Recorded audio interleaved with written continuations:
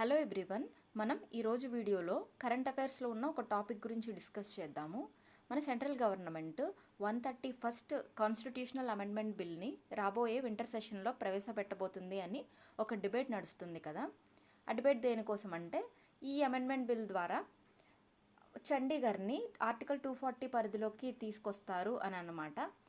ఇప్పుడు మన exam ఓరియంటెడ్లో article 240 అంటే ఏంటి, ఎలాంటి పవర్స్ ఉంటాయి ప్రెసిడెంట్కి, దీని గురించి తెలుసుకుందాము.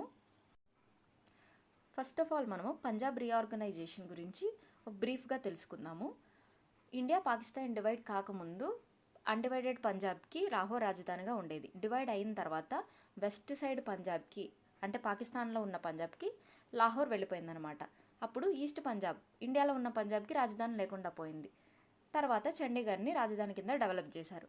1966లో ఏమైందంటే సుబా మూమెంట్ జరిగిందనమాట, అండర్ ద లీడర్షిప్ ఆఫ్ తారా సింగ్. ఇదేంటంటే సిక్ హోమ్ల్యాండ్ డిమాండ్ చేసింది, సిక్కులకి సపరేట్ హోమ్ల్యాండ్ కావాలని చెప్పి. ఆ తర్వాత గవర్నమెంట్ షా కమిషన్ అపాయింట్ చేశారు.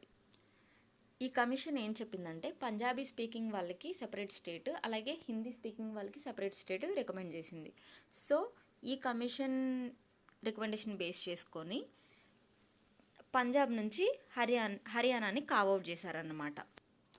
ఈ రెండిటికి కంబైన్ క్యాపిటల్ కింద చండీగఢ్ ఉంటుంది అప్పటి నుంచి.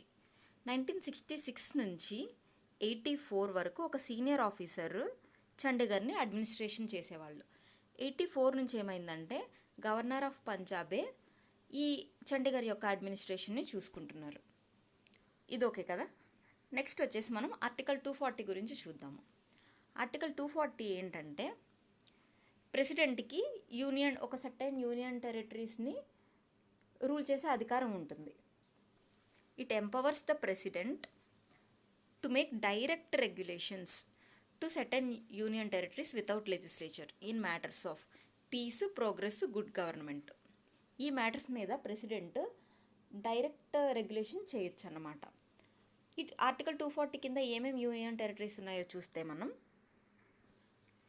Andaman and Nicobar, Lakshadweep, Dadra Nagar Haveli, Daman and DU, Puducherry ఏంటంటే ఇక్కడ అసెంబ్లీ ఉంటుంది కదా, ఆ అసెంబ్లీ సస్పెండ్ అయినా ఆర్ డిజాల్వ్ అయినా అప్పుడు మాత్రమే ప్రెసిడెంట్ ఇక్కడ రెగ్యులేషన్స్ చేయగలరు.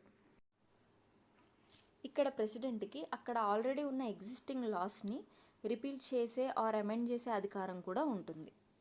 అంటే ఫుల్ కంట్రోల్ ప్రెసిడెంట్ కిందకి వచ్చేస్తుంది అనమాట.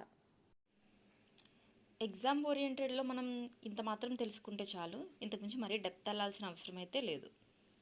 Thank you.